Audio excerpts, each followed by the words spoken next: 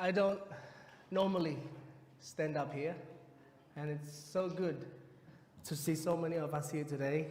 I'm usually covered at the back there, so I don't usually feel nervous. But Tuhan yang telah memberikan kesempatan pada sore hari ini untuk saya menyampaikan firman Tuhan. Dan to cut a long story short, when Om Jerry asked me last week to preach today, I was sedikit, not troubled, what's the word? Berpikir-pikir, ya, well, maybe I can't do it, because I knew it was gonna be a very busy week. And Monday to Friday, Monday was a holiday, it was nice, but Tuesday to Friday, I probably only spent, I don't know, some days I didn't spend any time with my kids because I was at work, and some days I only spent 10 minutes with them before I went to sleep. Tapi saya bersyukur Tuhan memberikan hikmat, Tuhan memberikan firman-Nya, Tuhan sudah meletakkan ini di hati saya, dan ini sudah sangat memberkati saya, dan saya percaya ini juga akan memberkati kita semua. Mari kita memulai renungan pada sore hari ini. Kita buka Alkitab kita masing-masing, ya. Di dalam Roma 12 ayat 1 sampai 8.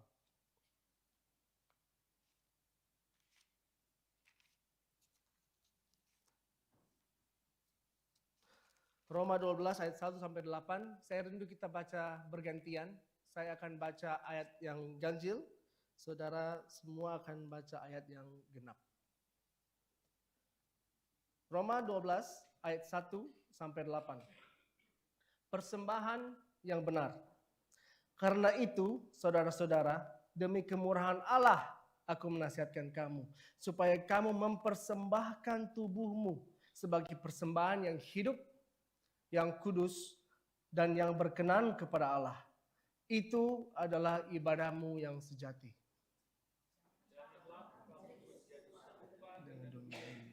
Tapi berubahlah perubahan budimu, sehingga kamu dapat membedakan manakah kehendak Allah, apa yang baik, yang berkenan Allah, dan yang sempurna.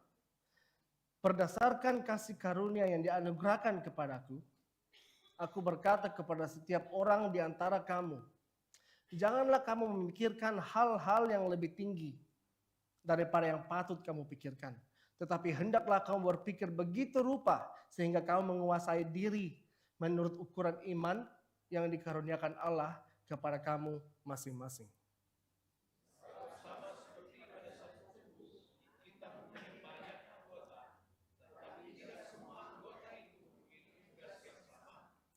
Demikian juga kita, walaupun banyak, adalah satu tubuh di dalam Kristus. Tetapi kita masing-masing adalah anggota yang seorang terhadap yang lain.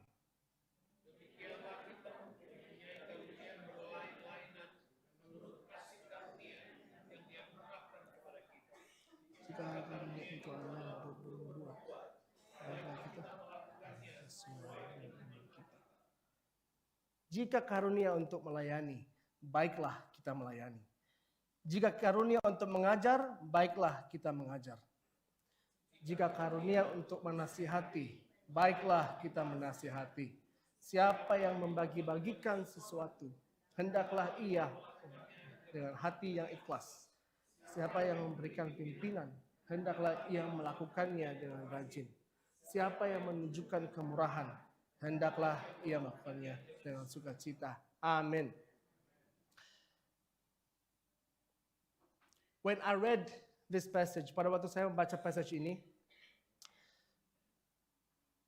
the topic of today's sermon yang Tuhan ditaruh hati saya adalah renew your mind. Renew your mind. In our everyday life, dalam dunia ini yang semakin hari semakin jahat, we get accustomed to how the world thinks. We get accustomed to how the world operates. Kita seakan-akan tertelan dalam dunia ini. where kelakuan kita juga reflect, kelakuan kita juga mengikuti budaya in the world. Renungan pada hari ini, renew your mind. Saya ingin mengajak kita semua to go back to the Bible. Pakai Alkitab sebagai pedoman kita dalam kita berpikir sehari-hari, dalam kita carry out our daily deeds. Dan biarlah dari segala sesuatu yang kita lakukan dari iman, dan segala sesuatu yang kita lakukan memuliakan Tuhan. God's given 4 points to me today, supaya kita bisa belajar bersama-sama. Dan I myself fall so short of this 4, tapi memang kalau the person sharing the sermon itu usually the one that's the most blessed, because we read the words in depth and we reflect upon ourselves and how we are, and then because we live it, that's why we can share it. Point number 1, fix your eyes upon Jesus. The world might say, fix your eyes on your career. They might say, fix your eyes on your wealth, on your health, on your studies. I'm not saying they're not important. Tapi satu hal yang kita harus lakukan is to fix our eyes on Him. It's so easy for us to deviate from the Bible. You know why? Because we are fallen creatures. Kita adalah orang-orang berdosa, di mana our tendency will always go against the Word of God. Without the Holy Spirit, without Jesus in our life, we will be lost. Hari ini kita baca dari Ibrani 12 ayat 1 sampai 4. I'll read it for us all. Hebrews 12, 1-4. Nasihat supaya bertekun dalam iman. Karena kita mempunyai banyak saksi, bagaikan awan yang mengelilingi kita. Mari kita menanggalkan semua beban dan dosa yang begitu merintangi kita, dan berlomba dengan tekun dalam perlombaan yang diwajibkan bagi kita. Marilah kita melakukan dengan mata yang tertuju kepada Yesus, yang memimpin kita dalam iman, dan yang membawa iman kita itu kepada kesempurnaan, yang dengan mengabaikan kehinaan tekun memikul salib, ganti sukacita yang disediakan bagi Dia, yang sekarang duduk di sebelah kanan tata Allah. Ingatlah selalu akan Dia, yang tekun menanggung bantahan yang sehebat itu terhadap dirinya dari pihak orang-orang berdosa, supaya jangan kamu menjadi lemah dan putus asa. Dalam pergumulan kamu melawan dosa, kamu belum sampai mencucurkan darah. We all know God's sacrifice on the cross. Dia menanggung dosa kita semua sampai mencucurkan darah dan memberikan hidupnya. And He rose again 3 days after to show us that He has beaten death. He has conquered death.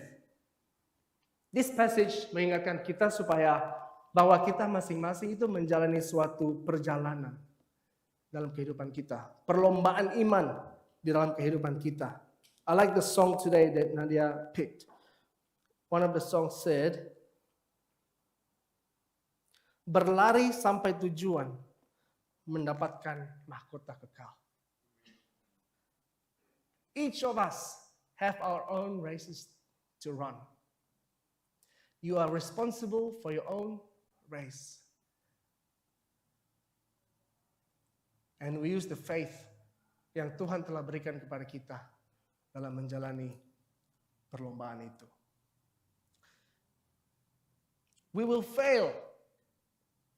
Kita akan gagal time and time again. I fail every single day. I fail every single day. But if we fix our eyes upon Jesus, kita akan senantiasa dikuatkan oleh His mercy and grace. From our first passage today, from Hebrews that we just read, it says, marilah kita melakukannya dengan mata yang tertuju kepada Yesus, yang memimpin kita dalam iman, dan yang bawa iman kita itu kepada kesempurnaan, yang dengan mengabaikan kehinaan tekun memikul salib, ganti sukacita yang disediakan bagi dia yang sekarang duduk di sebelah kanan tata Allah. Ingatlah selalu akan dia. When I pray to God, I always say, because when I'm at work, I admit it, I forget about Him sometimes. I make decisions not based, I don't even consult Him anymore. I don't even tell God about it anymore because I forget. But when I pray to Him, I say, God, please remind me of you.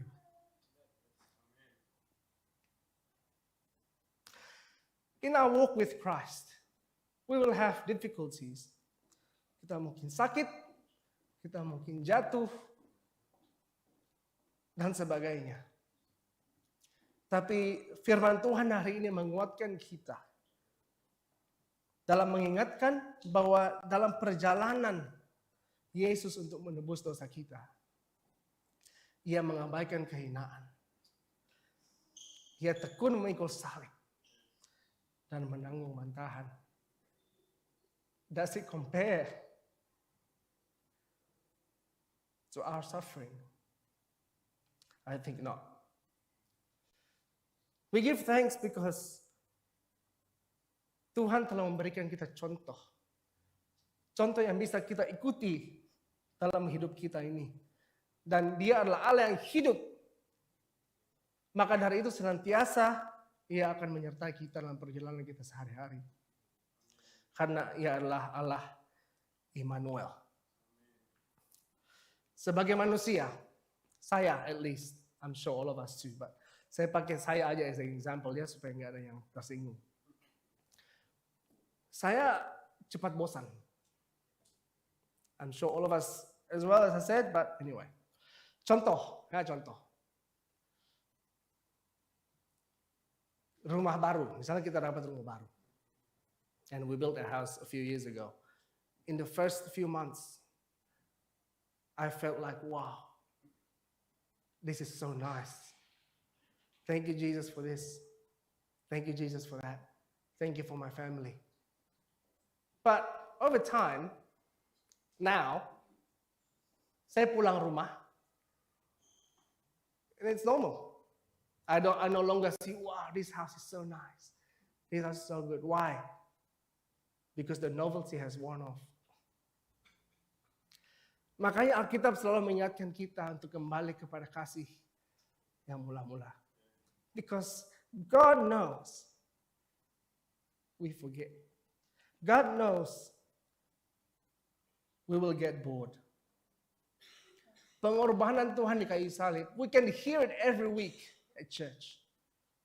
But sometimes, just masuk telinga kiri, keluar telinga kanan. Tuhan berkorban untuk engkau. Yeah, I know that. And it no longer touches our heart. Seorang tokoh Alkitab, David, he also experienced this. And it's so profound in the Bible. In Psalm 51, 12 to 14, which I'll read it for us all.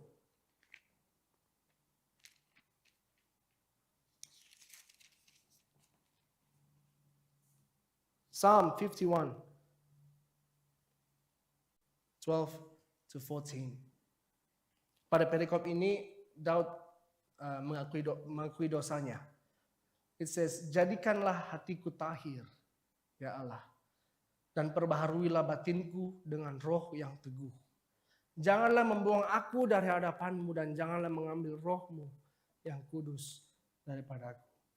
Bangkitkanlah kembali padaku kegirangan karena selamat yang daripadamu. Dan lengkapilah aku dengan roh yang rela. Restore to me the joy of your salvation. Why? Because saya yakin David no longer feels it anymore. Maybe he's forgotten about it. It's gone off. It's gone stale. Dan sebagai manusia, we can't do it on our own. We need the Holy Spirit to help us. Maka dari itu, I urge you today. Kita berdoa kepada Tuhan. Just like David. To return to us the joy of His salvation every single day, every single morning. Karena itu akan mengingatkan kita akan kasih karunia Tuhan. Dan belas kasihan Tuhan yang tidak pernah berkesudahan. The world might tell you to fix your eyes on earthly things. But the Bible says to fix your eyes on the Lord. Point number 2. Live your life as a living sacrifice. Romans 12, 1-2 that we read earlier. Karena itu saudara-saudara, demi kemurahan Allah, aku menasihatkan kamu supaya kamu mempersembahkan tubuhmu sebagai persembahan yang hidup, yang kudus, dan yang berkenan kepada Allah. Itulah ibadahmu yang sejati. Janganlah kamu menjadi serupa dengan dunia ini, tetapi berubahlah oleh pembaharuan budimu, supaya kamu dapat membedakan manakah kehendak Allah, apa yang baik, yang berkenan kepada Allah, dan yang sempurna. Do not be conformed to this world, but be transformed by the renewing of your mind, that you may prove what is that good and acceptable and perfect will of God. In the Message translation, it says, don't become so well adjusted to your culture that you fit into it without even thinking. Instead, fix your attention to God. You'll be changed from the inside out. Our mind is so accustomed to the world that we need to realize it. Because tanpa sadar, our mind is accustomed to it. And we need to, kita harus sadar bahwa, oh, Lord, help me. I don't want to be part of this world. I'm not from this world. And we are in the world, but not of the world. Persembahan yang hidup, yang kudus, dan yang berkenan kepada Allah. I tried to look it up. And I tried to simplify it and summarize. Persembahan yang hidup. What is a persembahan? What I've written here, persembahan adalah sesuatu yang kita sudah siapkan. Sesuatu yang kita singkirkan and willingly brought up to God. Yang kudus, set apart from the world, set apart from God. Yang kudus artinya yang dikhususkan untuk Tuhan. An example maybe kita maybe reserve a table at a restaurant. The table is in that restaurant, but it's not being used by anyone else because it's been reserved for someone. It's been saved for someone. Dikhususkan untuk Tuhan. Kita tidak ternodai oleh dunia. Kita tidak dipakai oleh dunia.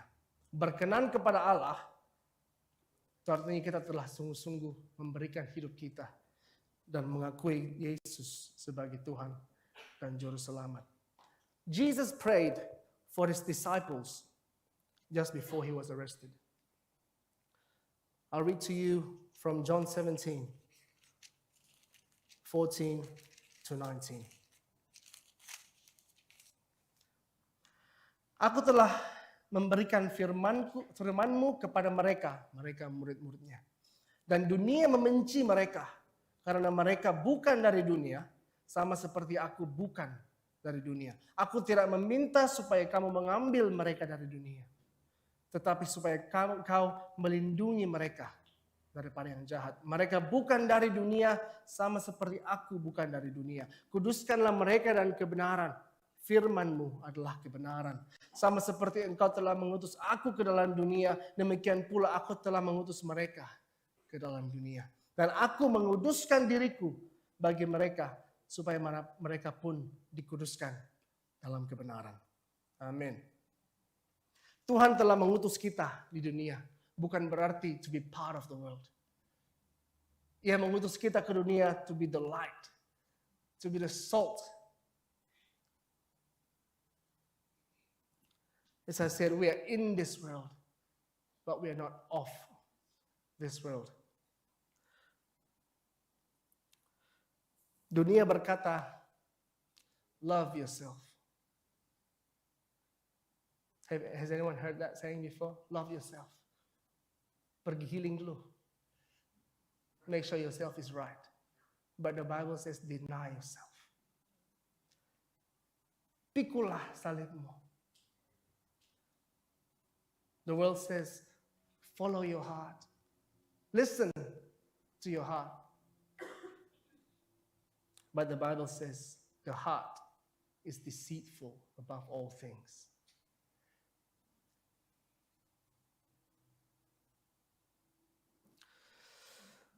Jika kita ada di antara kita yang still struggling with sin, masih hidup di dalam dosa, let's pray to God. Kita pakai 10 hari ini kita berdoa kepada Roh Kudus yang sebagai penolong untuk melepaskan kita dari belenggu dunia ini. Karena tanpa pertolongan dan kekuatan dari Tuhan, we will fail. Do not conform to this world.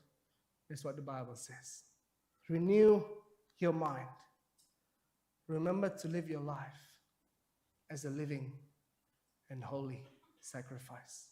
Set yourself apart from others so that you may be, kita menjadi orang-orang yang berkenan kepada Tuhan. Point number 3. Go with what you have.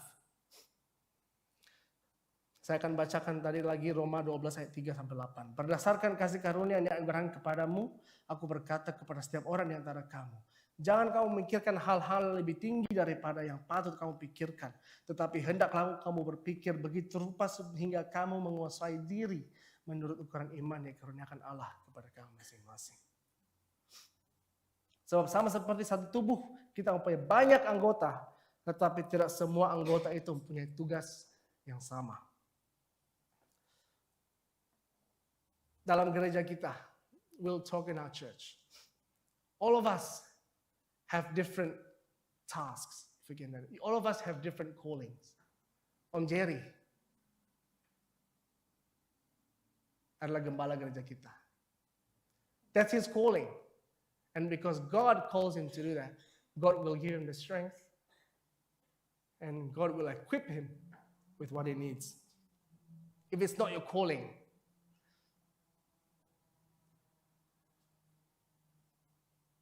praise God. Don't force yourself into it. Kalau saya yang jadi gembala, at the moment, maybe saya gembalanya dan domanya juga cuma saya. Because at the moment, it's not my calling. It's not my calling. And panggilan Tuhan kita tidak bisa main-main. Whatever God calls you to do, you do it for the glory of the Lord. Sama seperti Yunus dipanggil ke kota satu, tapi dia pergi ke kota yang lain.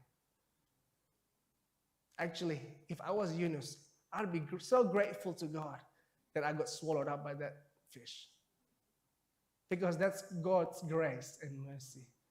That He's returned Jonah to the right place. Kemampuan yang Tuhan percayakan kepada kita semua itu, it's all different. Kotomi might be having a different calling now, maybe an additional calling. He was trying to play that thing before, which was good to see. But more practice might be needed. Ada orang yang callingnya itu as a pemerhati. They are so good with people. And that's what you do for the Lord.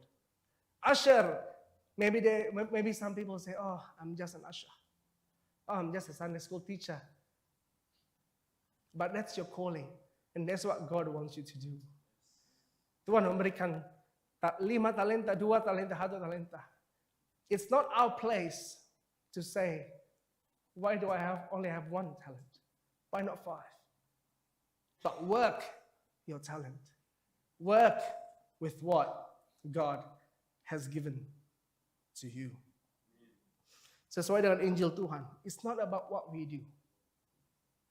It's about what He has done for us. Hakim-Hakim 6 ayat 14 sampai 16. Ini tokoh Alkitab ini is where we got our son's name from. Zachary Gideon. Judges 6:14-16. Lalu berpalinglah Tuhan kepadanya dan berfirman, pergilah dengan kekuatanmu ini. Selamatkanlah orang dari cengkraman orang Midian. Bukankah aku mengutus engkau? Tetapi jawabnya kepadanya, Tuhanku, dengan apakah akan kuselamatkan orang Israel? Ketahuilah, kaumku adalah yang paling kecil di antara suku Manase, dan aku pun seorang yang paling muda di antara kaum keluargaku. Berfirmanlah Tuhan kepadanya, tapi akulah yang menyertai engkau.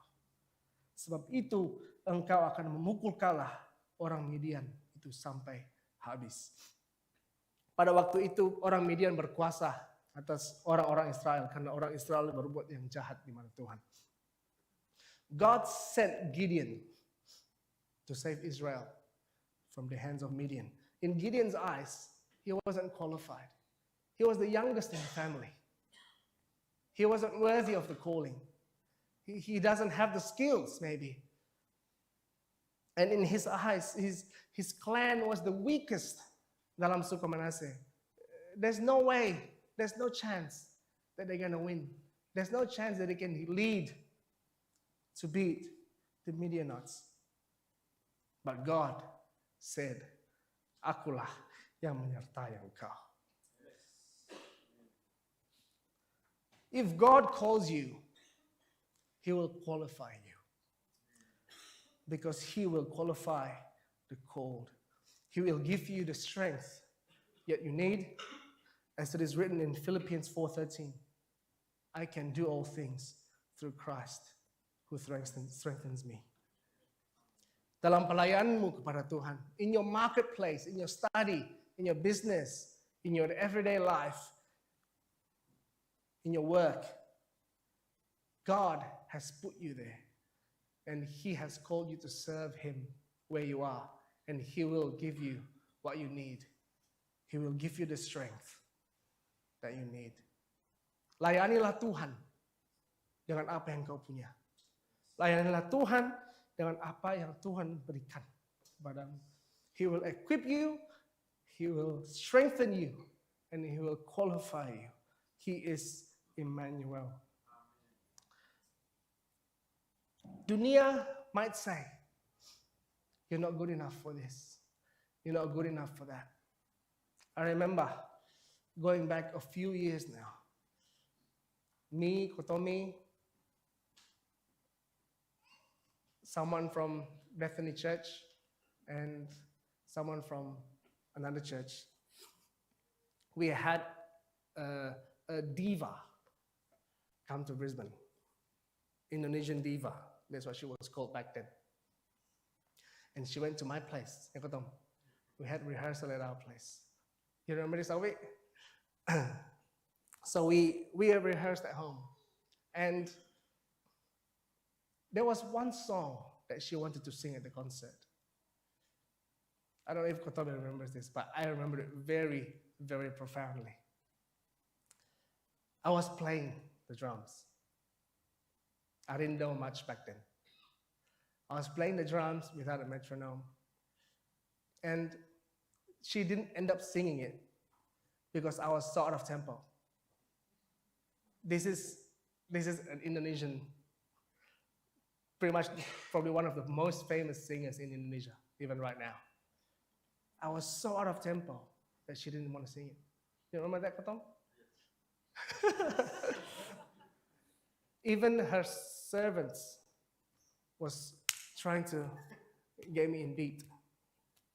You can ask Kotomi later who it was. I'm not gonna publish it here because of one reason and another. But I was so embarrassed. But that's what the world does to you. The world will tell you, not good enough. But when you serve the Lord, He will give you the strength. And He will give you the skills that you need to carry out His deed. It's not for you, but it's for the Lord. Remember to go with what you have to glorify our Lord and King. Number 4, the last point. We are more than conquerors. Romans 8, 31 to 39. I'll read 31 and 37. Sebab itu, apakah yang akan kita katakan tentang semuanya itu? Jika Allah di pihak kita, siapakah yang akan melawan kita? Tetapi dalam semuanya itu, kita lebih dari orang-orang yang menang oleh Dia yang mengasihi kita. Again, Nadia sang this song today. So blessed. It says, find the song first. Kami terima kuasa-Mu Tuhan. Kami terima kemenangan yang Engkau sediakan. Untuk kami bawa setiap langkah. Dimanapun kami berdiri dan kemanapun kami pergi. It's not because of us. Victory is there for us to grasp. It's there for us to grab. I think a few weeks ago, Chris delivered the sermon here. When are you going to claim the victory that God has given to us?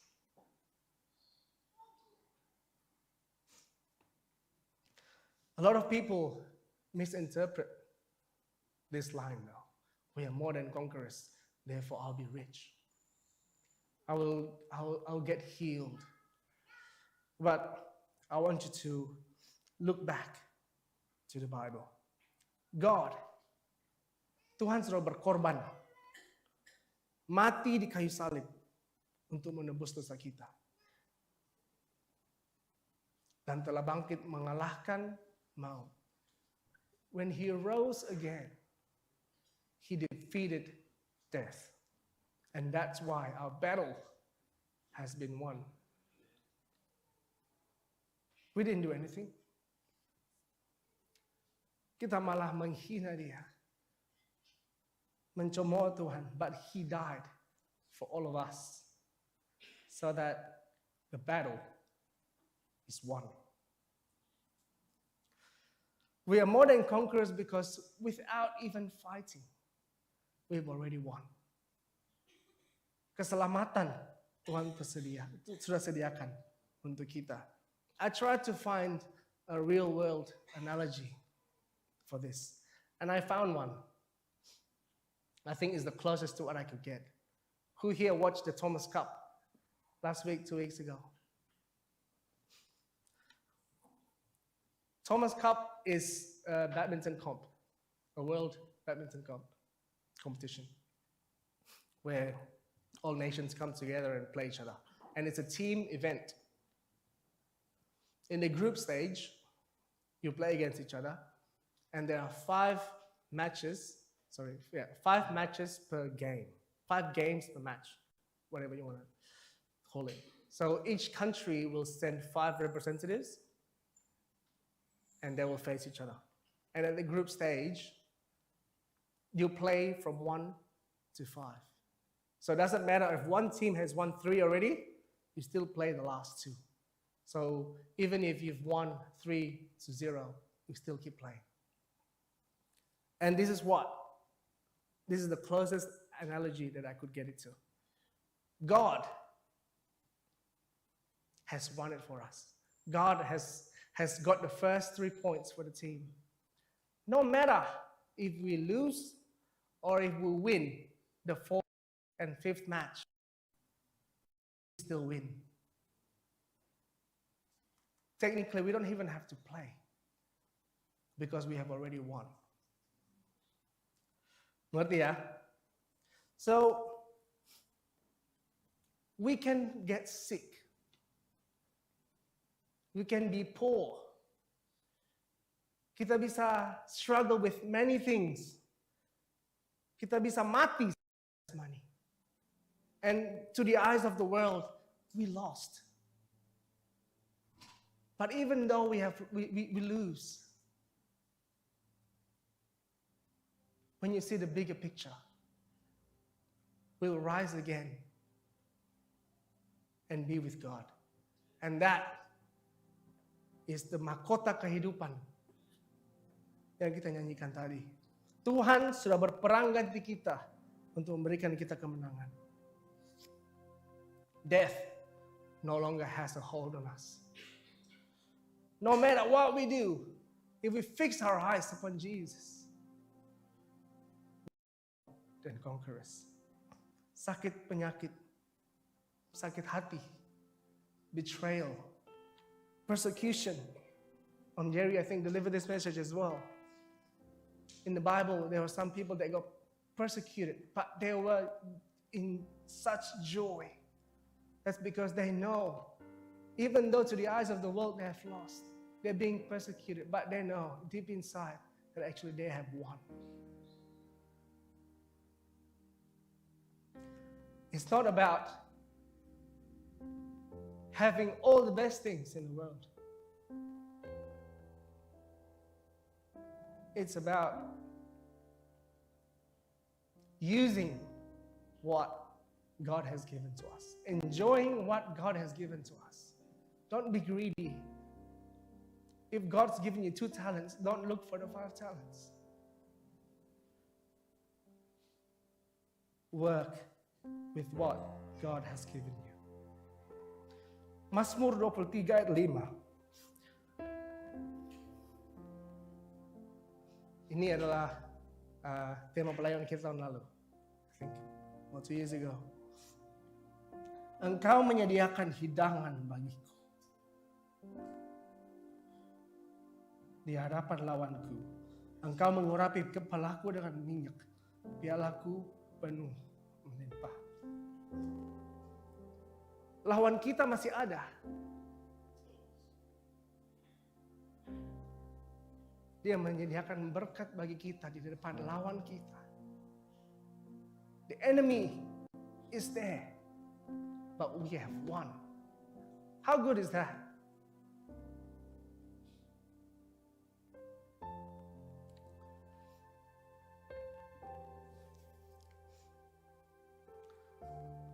We are more than conquerors through Christ, who has finished it all. I want to recap the 4 points we talked about today. Renew your mind. The world will say one thing,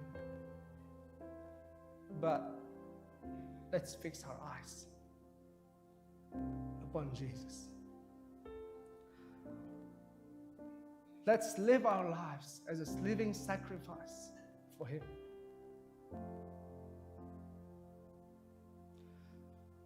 Go with what you have.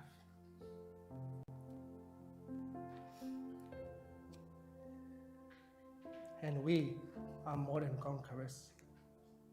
I pray that kita semua can renew our minds.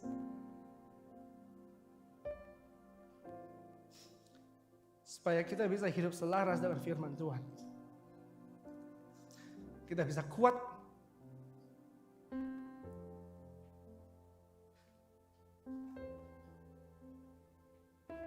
dalam menjalani kehidupan kita sehari-hari.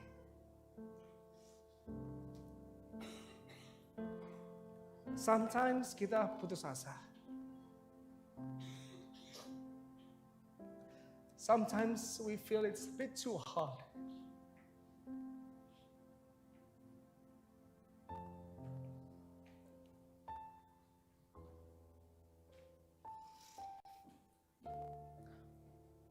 quite a few years ago, I was in this hall as well.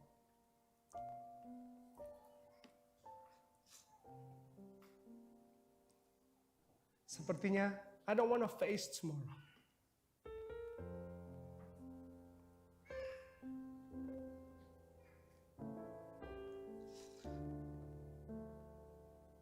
Because it will all be too difficult. I remember that time I came across and read Matthew, in the book of Matthew, that says, "Come to me. Come to me, all you who are weary and burdened, and I will give you rest." Our God is good. Amen. When I read that verse, I could almost feel the burdens got lifted off my shoulders. I was so grateful to have a God who cares for me and to whom I can cling. Earlier this year, as I have shared with some of you, I had 2 colleagues that attempted suicide. One of them passed away, and the other one will never be his old self. No? When I did this message, I just wished they had the time to renew their minds. But unfortunately, their circumstances, their condition got the better of them.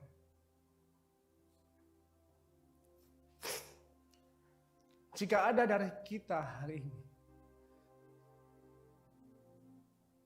that's feeling like it's such a mountain to climb, such a big problem, I pray that renungan hari ini can give you the strength to renew your mind, a new perspective dalam meresponi situasi kehidupan kita masing-masing. Matthew 6:34. Sebab itu janganlah kamu khawatir akan hari besok, karena hari besok mempunyai kesusahannya sendiri. Kesusahan sehari cukuplah untuk sehari. Ratapan 3:22-23. Tak berkesudahan kasih setia Tuhan, tak habis-habisnya rahmat-Nya. Selalu baru tiap pagi, besar kesetiaan-Mu. God's mercy is new every single morning. And that is enough. That is enough for us to go through the day. Don't worry about tomorrow's problem, because God's mercy is new again tomorrow. And that again will give you the strength. When we fix our eyes on Jesus, when we see the cross, kita akan selalu diingatkan oleh His mercy and grace. We need to remind ourselves daily, because we're not strong enough on our own. Setiap awal bulan di gereja ini kita mengadakan perjamuan kudus. Selain untuk mengingatkan akan pengorbanan Yesus di kayu salib dan pengampunan dosa yang telah kita dapatkan, it also reminds us that we are so frail. Kita adalah orang-orang yang berdosa, and we need keselamatan. Kita perlu juru selamat. At the moment, kita sedang memperingati waktu di mana murid-murid Yesus menunggu janji Tuhan, yaitu pencurahan Roh Kudus. Roh Kudus adalah oknum Allah yang Allah kirim untuk menjadi penolong. Seperti kata Tommy share kemarin, menjadi penolong buat kita, orang percaya. Mari kita pakai momentum ini. Kita berdoa dan minta kepada Roh Kudus untuk menolong kita dalam pembaharuan budi, pembaharuan pikiran kita, agar kita bisa hidup selaras dengan firman Tuhan. I try to summarize everything in one. When we fix our eyes upon Jesus and understand the magnitude of His salvation, we will live our life as a living sacrifice by the power of His grace. We will serve the Lord our God using what He has entrusted us with and finish our spiritual race unaffected by our circumstances, because we are more than conquerors. When I went back to Indo a couple months ago, I saw this line: grace is power, not pardon. His grace adalah power for us untuk kita melakukan hal-hal yang sesuai dengan firman Tuhan. Hal-hal yang menyenangkan Tuhan. But it's not pardon that allows us untuk melakukan hal-hal yang buruk. It's not pardon yang mengizinkan kita to conform to this world, that we can always come back to Him and say sorry. His grace is power. And that power will carry us through our lives in our spiritual race. I'd like us to sing a song. I might ask the singers to help. Turn your eyes upon Jesus. Look full in His wonderful face, and the things of earth will grow strangely dim in the light of His glory and grace. Why do the things on earth grow strangely dim? Because all of a sudden nothing else matters. When we fix our eyes upon Jesus, nothing around you, not your situation, not your sickness, not your troubles matter. Because we have won. The Bible says, where, O death, is your victory? Where, O death, is your sting? Because of God's sacrifice and His resurrection, death no longer has a hold on us. Like us to close our eyes and sing this song from the bottom of our hearts. We sing to turn our eyes upon Jesus, to look full in His wonderful face.